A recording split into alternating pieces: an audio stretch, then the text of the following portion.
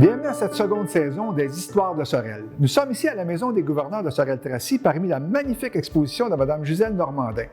Dans quelques instants, nous rencontrons M. Guy Lambert qui viendra nous entretenir pour une seconde fois des personnages historiques célèbres de la région de Sorel-Tracy mais qui sont méconnus. Alors, dans quelques instants, Guy Lambert. Guy Lambert, bonjour. Bonjour. Bienvenue à cette deuxième émission sur les personnages célèbres et remarquables de la région de Sorel-Tracy. On a déjà eu une première émission. On en profite pour rappeler les gens qu'on a visités et ensuite, vous avez reçu des courriels les concernant. On avait vu Pierre-Joseph Arthur Cardin, un homme politique. On avait vu Jacques Baudry, pianiste et chef d'orchestre. On avait vu Normand Cournoyer, appelé aussi Marcel Sémard, qui est à lutteur aux États-Unis. On avait vu Flore Goulet, coiffeuse de votre famille. On avait vu Théodore Joseph Lafrenière, ingénieur civil, spécialiste des questions sanitaires. On avait discuté aussi de Claude Lagacé, organiste réputé, notamment aux États-Unis et professeur d'université. On avait terminé en parlant d'Adrienne Provost, qui était une pharmacienne, la première femme pharmacienne diplômée au Québec. Oui. Vous avez reçu des courriels. Oui, j'ai reçu deux courriels. La première vient de Mme Louise Biron et M. Claude Belrose, un couple que je connais très bien, très sympathique aussi. Ils m'ont fait part de certaines informations concernant Normand Cournoyer, notre lutteur qu'on avait parlé dernièrement. Il demeurait au coin de la rue Adélaïde et Élisabeth. Dans le Vieux-Sorel, dans ce qu'on appelle aujourd'hui le Vieux-Sorel. Puis, quand il a fini sa carrière de lutteur, il a travaillé pour la compagnie Beloit à Saint-Joseph de Sorel. Oui, puis étant donné qu'il était bilingue, il représentait la compagnie au Texas, à Maison-Mère. Puis, c'était son emploi qu'il avait. Puis là, maintenant, je pense qu'il est encore vivant. Il demeure à l'extérieur de la ville de Sorel maintenant. Et Mme Louise Biron, qui est une sommité dans Les Filles du Roi, elle a écrit 2 volumes concernant l'arrivée de ces femmes au Québec. OK. À Sorel particulièrement. Puis deuxième courriel, vous avez reçu? Oui, j'ai reçu un deuxième courriel de Mme Michelle Morgan, auteure. Elle me fait part que son grand-père a été maire de Sorel de 1919 à 1922, William George M. Morgan, et que son père était propriétaire de l'hôtel Carlton à Sorel, un hôtel très réputé, malheureusement qui a été incendié en 1999. C'est un hôtel très réputé par rapport à tous les touristes qui venaient de l'extérieur de la région. Il allait visiter cet hôtel-là. OK, donc tu as des clients finalement. Tu as des clients, puis c'est une grosse perte pour la ville de Sorel. OK. Intéressant. Là, on va parler de la famille Beauchemin. Oui, je vous ai déjà parlé auparavant dans l'autre émission de la famille Simard, qui était très réputée au niveau mondial.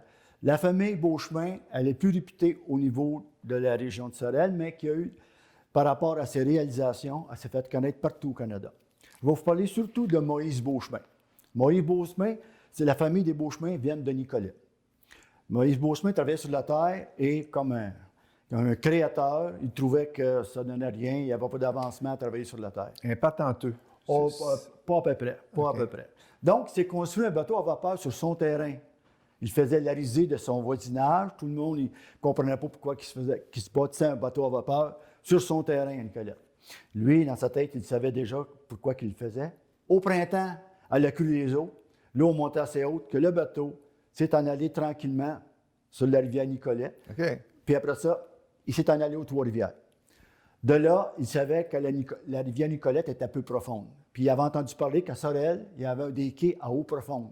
Donc, lui et son frère Louis-Olivier sont arrivés à Sorel et ils ont commencé... On parle de quelle année, là, à peu près? Bien, M. Beauchemin, il est né en 1821, puis il est décédé en 1891, mais à Sorel, en 1872. OK. Il avait 51 ans à cette étape-là. Et avec le bateau qu'il avait fait, il avait ouvert la première ligne de navigation à vapeur entre l'Assomption, Terrebonne et Montréal. Okay. Donc, on voit déjà son esprit d'entrepreneurship. En 1872, il a construit à haute échelle sa réputation de constructeur habile à se répandre dans tout le pays. Il construisait des bateaux à vapeur dans tout le Canada. Il venait s'informer de toutes les nouvelles créations, toute invention que M. Moïse Beauchemin avait. Est-ce que c'est l'ancêtre des chantiers de Marine Industrie? Non. Marine Industrie, c'était les chantiers Manceau, à la rive ouest de la rivière-Richelieu. Okay. Donc, il y avait 2 chantiers, finalement. Oui, bien, il y a eu le chantier Pontbriand aussi qui était à côté, un petit peu plus loin, autour du début 20e siècle. OK. Donc, puis, après ça, les chantiers Beauchemin. Ils appelaient comme ça. Ils ont lancé 32 vaisseaux. Puis, les principaux se nomment le cultivateur, le héros et l'étoile. Le cultivateur, c'est un gros bateau à vapeur qui faisait des randonnées très courues. Puis c'était des bateaux aussi pour les gens, pour faire des paquebots. OK, donc on parle toujours de Moïse Beauchemin. Toujours de Moïse Beauchemin, oui. Puis Moïse Beauchemin il est handicapé par un manque d'instruction. OK. Il ne savait pas lire. Donc, il a appris à lire à 59 ans. Puis il a réussi en peu de temps à apprendre à lire. OK? Après ça, à Sorel, avec son frère Louis-Olivier, il a implanté la plus importante manufacture de la région que les gens de l'époque surnommaient la boutique. On fabriquait? Oui. Puis en 1867, OK. il employait 75 personnes. Il a produit la première faucheuse fabriquée dans la province de Québec. La première faucheuse qu'il a inventée. Donc, il a obtenu 2 médailles de la province pour sa fabrication de machinerie. Il a été récompensé pour ça. OK. Fait que, c'est en 1872 encore, son esprit inventif mit les chantiers Beauchemin en avance dans la construction des plus beaux navires au Canada. Puis, ils sont établis à Sorel depuis 1859. Okay. Ça, c'est la famille des Beauchemin. En 1861, la fonderie compte 20 travailleurs. OK, donc on passe de fabrication de matériel mécanique à la machinerie agricole. Machinerie agricole à une fonderie. Oui, tout à fait. Ils créaient leurs appareils, ils les vendaient partout au Canada et aux États-Unis. Okay. Des faucheuses, des herceuses. Puis ça, la fonderie, est-ce que c'est les locaux actuellement? Là? Oui, tout à fait. Quand on vient... En bas du Pont-Turcotte, du côté de Sorel. Si on vient de la secteur Tracy, puis on passe le pont, vous allez voir une grosse bâtisse, elle existe encore. Elle est encore là. Puis avant, c'était la fonderie Beauchemin. Après ça, ça s'est appelé Sorel Steel. Oui. Donc, c'est là, puis la bâtisse, elle existe encore, okay. des Beauchemin. En 1861, la fonderie comptait 20 travailleurs. 10 ans plus tard, on en comptait 40. Puis, qui fabriquent entre autres 30 batteuses, 325 faucheuses et 30 moissonneuses. Ça vient tout ça là, puis c'était vendu à travers le Canada. À travers le Canada. À travers le Canada. Donc, il y avait du rayonnement. Là. Ah, beaucoup de rayonnement. Puis c'est par rapport à l'esprit créatif de Moïse qui inventait. Il y avait quelque chose qui ne marche pas, il le créait puis il l'inventait. C'est pour ça que c'est une personne qui est très significative. Donc, il y avait aussi Alfred, qui était président directeur général, Alfred Beauchemin, qui faisait partie aussi de l'industrie, c'était familial. Puis son frère Louis, après 12 ans, il est retourné à Nicolette, inventé lui aussi des scieries. Il a inventé une scierie là-bas pour couper le bois. Okay. Donc, il y avait aussi la spécialité, c'est de l'acier manganèse ou chrome, avec spécification. Là, on parle des années 1850, 1860. Malgré, on parlait par exemple de manque d'instruction de Moïse Beauchemin. Oui, tout à fait. Mais d'un autre côté, on arrive dans des questions pour l'époque, de haute technologie ou de très haute technologie. Ou de fonte spéciale. Tout à fait. Il y avait des pièces d'une capacité d'un livre à 15 000 livres, puis il y avait une capacité annuelle de 5 000 tonnes d'ouvrages sur les modèles que les gens demandaient. Okay. Donc, c'était une usine, c'était une industrie haut de gamme. C'était rayonnant pour l'époque. Tout à fait rayonnant. Puis, ils ont créé une machine, une roue directrice à vapeur, ils l'appelaient la machine Beauchemin, qui se trouvait sur tous les navires au Canada. C'était le genre d'outillage de qualité produit par la Sorel Steel Foundry et par la Sorel Mechanical Shop. Ça, c'est les frères, puis c'est des sous-compagnies à Moïse Beauchemin qui étaient là aussi. Sorel Mechanical Shop, c'était juste l'industrie à côté qui malheureusement passé au feu en 1985. Qui était juste à côté de là. Qu'est-ce qui s'est passé? Parce que Moïse Beauchemin, un jour, a rendu l'âme, j'imagine. Oui. Puis là, ben, comme il a rendu l'âme, son fils, Hector Beauchemin, il ne tenait pas des voisins non plus. Comme on dit, la pomme n'a pas tombé loin du pommier. Il a été choisi pour la commission du service civil, agent de la marine, ministère des Transports pour le district de Montréal. Il a fait ses études commerciales et scientifiques au Mont-Saint-Bernard de Sorel. On voit que... Mais le Hector Beauchemin, là... C'est le fils de Moïse. C'est le fils de Moïse, mais lui, il n'est plus dans l'industrie, là. Non, lui, il a fait des études. Qu'est-ce qui arrive avec l'industrie? Elle est vendue? Oui, elle a été vendue.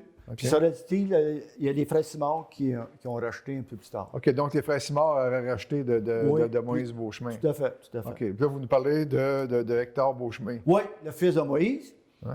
En 1926, il étudiait la technique de la construction. Bon, il étudie la technique de la construction et du dragage. En 1927, l'année suivante, il contremaître des travaux au champ d'aviation de Saint-Hubert. Un an plus tard, donc, contremaître. En 1931, transféré au ministère de la Marine comme inspecteur en chef pour la branche du chenal maritime Saint-Laurent.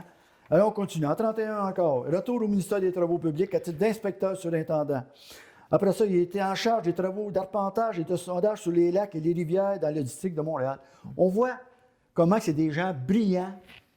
Puis, en 1945, un petit peu plus tard, il est nommé surintendant des phares. Fait que, pour l'article du journal, quand il termine, la nomination de M. Beauchemin rend justice à sa compétence et à son travail persévérant et a fait honneur aux Canadiens français et à Sorel en particulier. C'était l'époque. Toute une époque. Et, Là, je vous amène sur une troisième personnalité, Micheline Beauchemin. oui, grâce à un article de M. Roland Plante, malheureusement décédé, Micheline Beauchemin, la fille d'Hector, la petite fille de Moïse. OK, donc née en 1929. Oui, 1929 est décédée le 30 septembre 2009. Moïse Beauchemin était réputée dans les arts. OK, donc c'est une artiste. Elle est une artiste, oui. Puis, elle possédait un génie créateur. Quand on parle de génie, c'est Dans quel domaine? dans les arts visuels, puis surtout les tableaux, les œuvres, Ce que j'ai lu, la tapisserie. Là. tapisserie, exactement, la tapisserie en lisse. Exactement. Puis, c'est des grandes œuvres architecturales. Ça peut avoir 1 mètre par 2 mètres. C'était avec, je vais le dire un petit peu plus tard, possédait un génie créateur, un but d'une soif de recherche et de perfection. Vous allez voir les racines de cette famille. C'est ce que je vous dire. Elle avait du grand-père dans le nez. Du grand-père, du père, probablement de l'arrière-grand-père aussi, je ne sais pas, mais c'est tous des gens excessivement brillants. Okay? Elle s'est inspirée par les îles de Sorel, souvenir de son enfance. Elle se spécialisa en gravure et en vitrail à Paris. Bon, elle est partie à Paris. On voit déjà que ça ne se limitait pas Est-ce qu'on nécessairement. trouve ces œuvres de nos jours dans, Oui. dans les musées? Ou... Oui, il y en a. Elle est allée en Grèce. Elle débute en broderie aussi, exactement. Ses premières tapisseries sont sorties de fils d'aluminium, d'argent et d'or. Juste pour vous dire comment elle est bonne. Elle a exposé à Montréal, à Paris, à Tokyo. Puis elle a séjourné en Amérique du Sud pour étudier la méthode du travail des indigènes. On voit que ces personnes-là ne se limitent pas nécessairement à ce qu'ils veulent toujours apprendre. Ils sont soif de création, sont soif d'apprendre. Donc, ses travaux en textile, en métal et en fibre sont répandus à l'échelle mondiale. Elle produit des œuvres de dimension architecturale. Elle a des œuvres à la Place des Arts, au Centre national des arts, puis à Radio-Canada. OK. Elle a reçu beaucoup de prix. Je vais vous en amener seulement quelques-uns parmi ses nombreux prix. En 1973, elle a reçu officier de l'Ordre du Canada. En 1988, le prix de l'Institut canadien de Québec. En 1991, chevalier de l'Ordre national du Québec. 2006, prix du gouverneur général en art visuel et en art médiatique, prix conjoint avec le Conseil des arts du Canada. C'est très intéressant parce que c'est des gens qu'on connaît peu, pas dans la région, dans la région de Sorel-Tracy. Oui, exactement, exactement. Alors, merci, Guy Lambert, de nous la faire connaître. Mais c'est surtout la famille et la descendance de ces personnes-là, comme quoi, qui ne s'arrêtent pas à une première étape. C'est des gens qui cherchent toujours l'excellence dans tout ce qu'ils ont fait. OK. Un autre, on va cheminer dans notre émission, un autre personnage célèbre qu'on ne connaît pas, comme personnellement, j'ai connu en faisant ma recherche, Louis-Zéphirin Gauthier. Qui est-il? Louis-Zéphirin Gauthier, c'est un architecte. On change de domaine un petit peu. Il est né le 25 août 1842. Il était le fils d'Amable Gauthier, un sculpteur. Lui aussi, les arts. Okay. C'est un architecte, mais orienté vers les arts. Puis lui, sa fonction, c'est surtout de créer, était architecte au niveau religieux. C'est lui qui a créé l'église à Sainte-Anne en 1878-19. OK, donc c'est l'architecte de l'église de Sainte-Anne. Oui, l'architecte de l'église Immaculée Conception à Saint-Ours en 1880-82. Et quelques années après, je me souviens bien, en 1885, l'église de Saint-François-du-Lac. Donc, il a été longtemps au diocèse de Saint-Hyacinthe. OK. Mais est-ce qu'il a œuvré seulement dans la région? Il a rayonné partout. Il y a eu un rayonnement. Oui.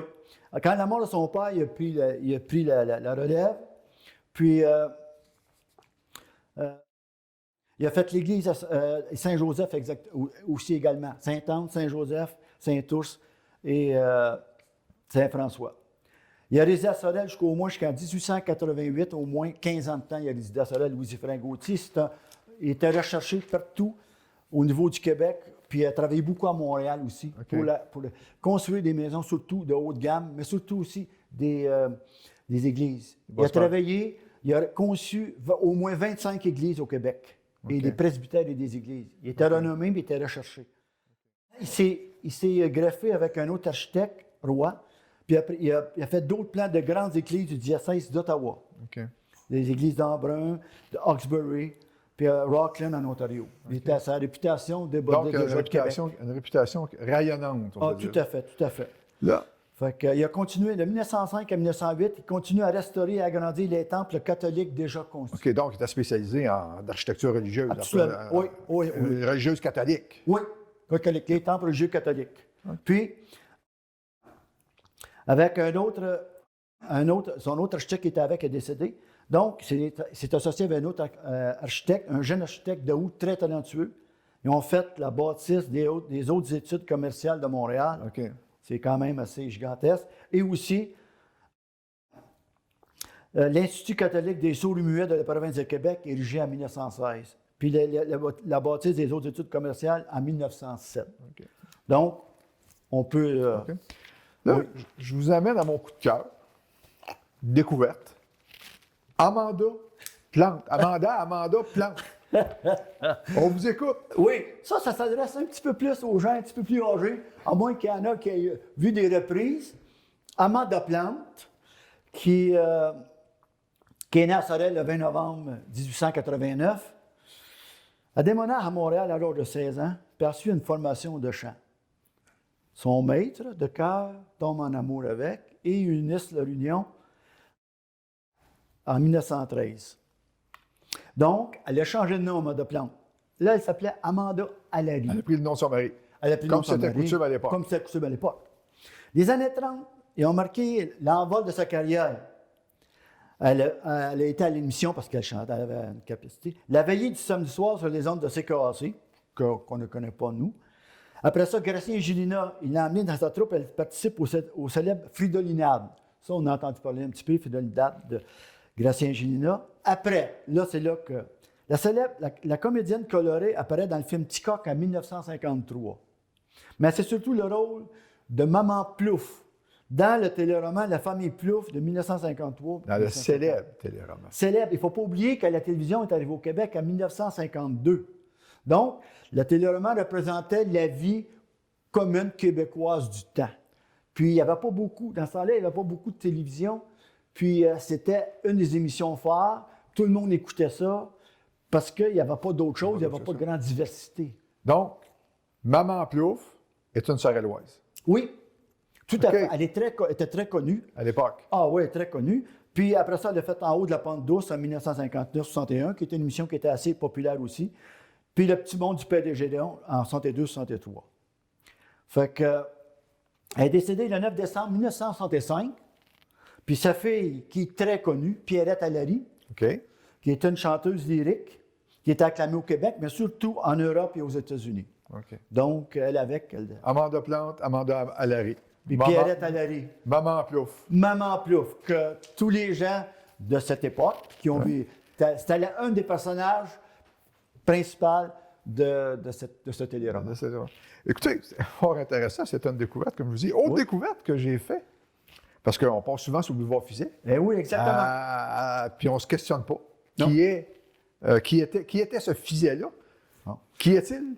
Qui est-il? Je pense que l'avenue Boulevard Fiset est une avenue très importante, un des artères commerciales les plus importantes, et elle revient à un personnage tout aussi important. C'est un médecin, qui est Dr Fiset, surintendant en chirurgie à l'hôpital Richelieu de Sorel.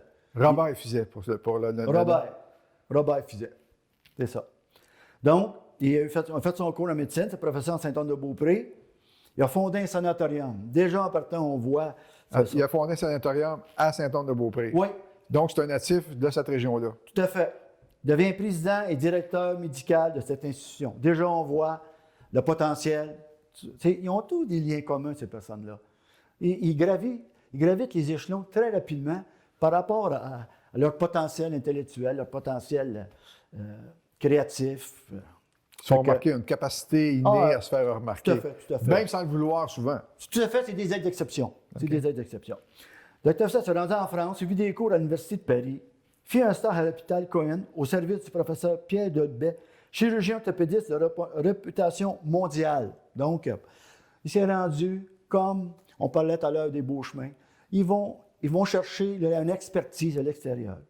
Un an en Europe, il devient à Sainte-Anne-de-Beauté comme chirurgien en chef. Et aux exigences du progrès de cette ville, il fonda l'hôpital Richelieu avec le docteur Gaston Case. Je ne savais pas qui était. OK, l'hôpital Richelieu devant le parc, le Carré Royal. Tout à fait. Maintenant, c'est une résidence personnes âgées. Oui. C'est ça. Donc, il a été directeur et chirurgien de l'hôpital Richelieu, que tout le monde connaît. Il a inauguré un nouveau processus pour l'anesthésie par réfrigération. Donc, on voit qu'il a encore inventé quelque chose de spécial. OK. Il est très brillant, encore une fois. Oui, Il était maire de Sorel. oui, il était maire de Sorel de 1956 à 1964. OK. Il s'est impliqué aussi.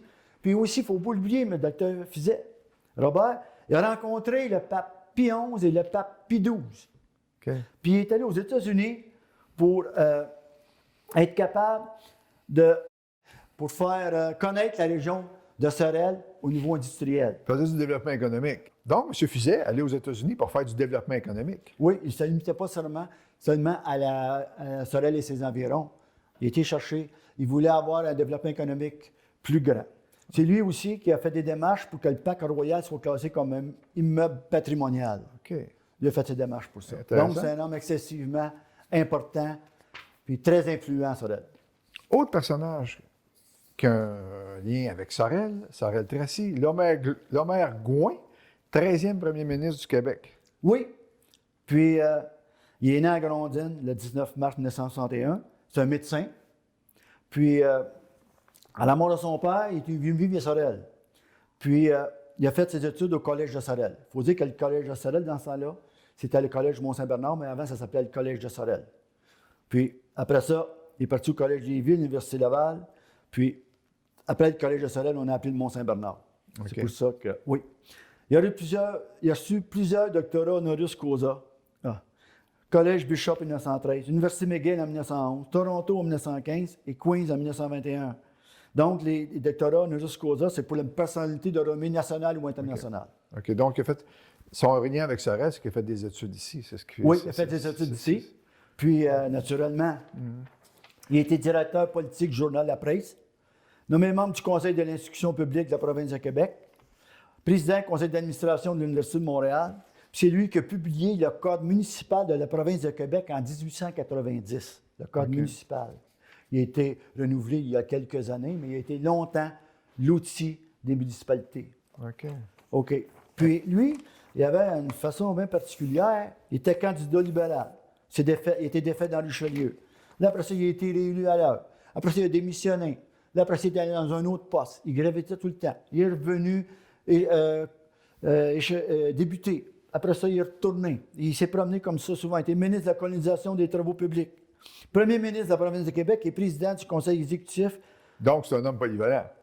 Seigneur, il en a fait des choses. Puis, lui, il n'était pas capable de rester à la même place longtemps. OK. Il était président, après il démissionnait. Il est retenu dans un autre comté. Il était membre, il était député dans 2 comtés. On ne peut pas ça souvent. Il était député dans 2 comtés. Je ne sais pas exactement de quelle façon ça s'est fait. Mais on a eu un premier ministre qui est resté à Sorel aussi.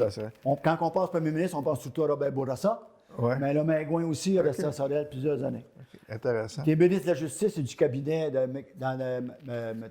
King. Le temps file, Guy Oh, Lambert. le temps file. Autre personnage célèbre qui lui aussi m'a impressionné, Jules Hardy. Ah, ça, je l'ai dit, c'est, je vous dirais, dans les personnages que je fais depuis longtemps, ce sera un de mes top 10. OK. Oui, on parle de la famille Simard, on parle des êtres excessivement intelligents, mais le docteur Jules Hardy, puis lui, il a fait de la chirurgie.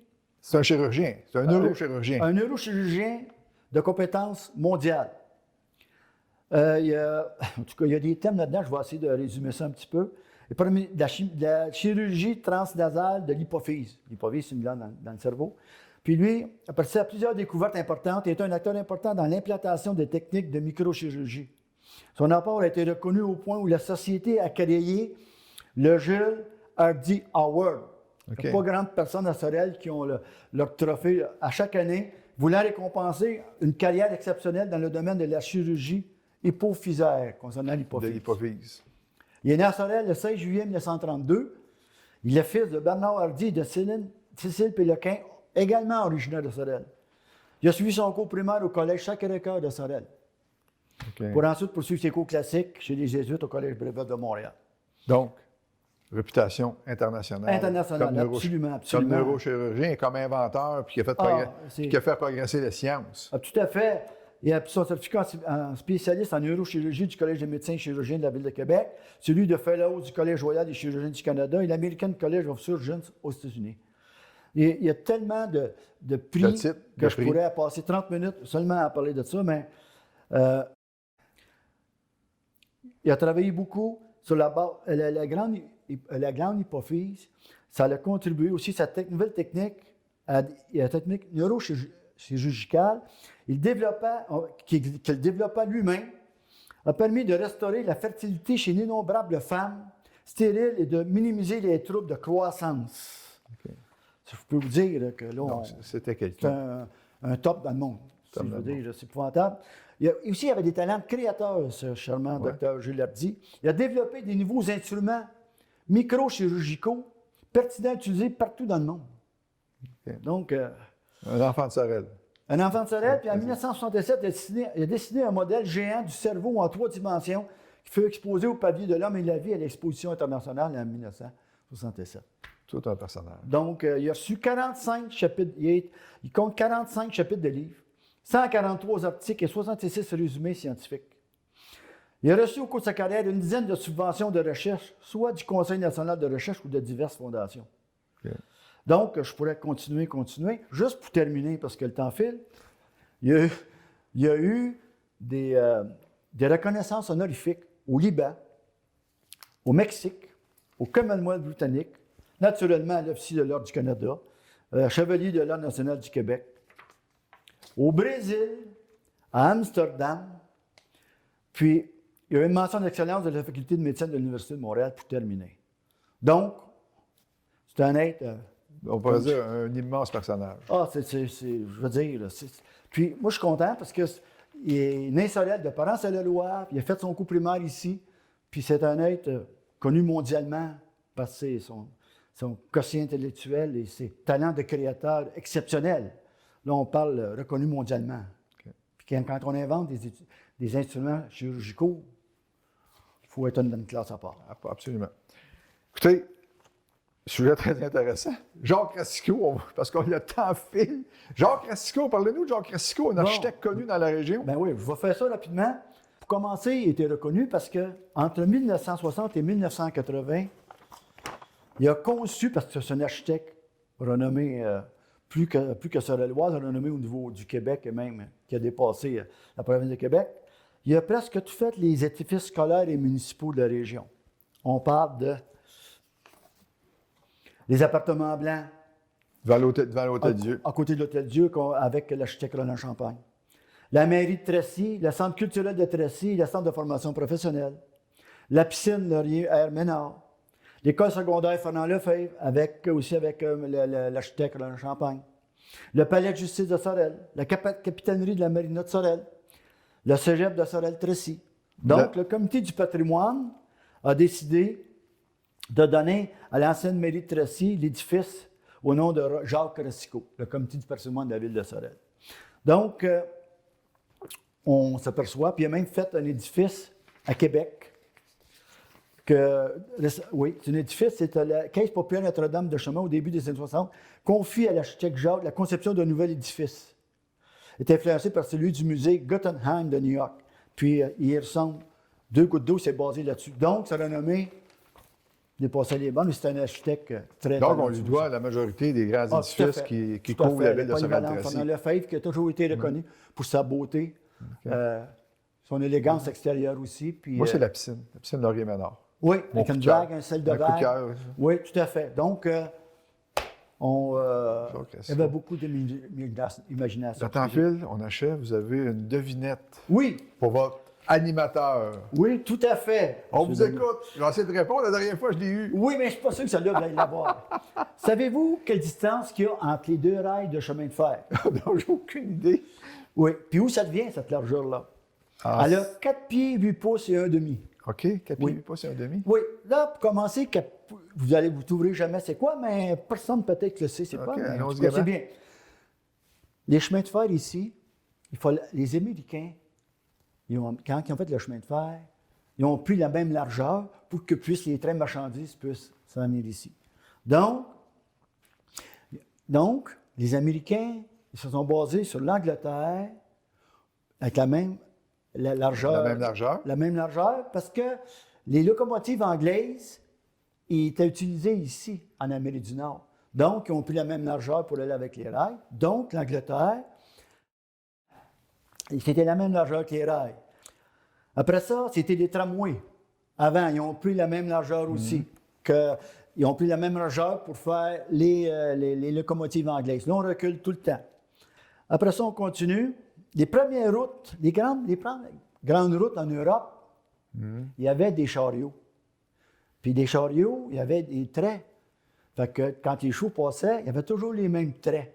Fait que pour ne pas prendre une autre grandeur différente, pour ne pas briser l'essieu des chariots, fait qu'ils ont pris cette largeur-là dans le temps.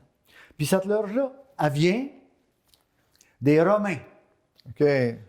Oui, avant Jésus-Christ. OK.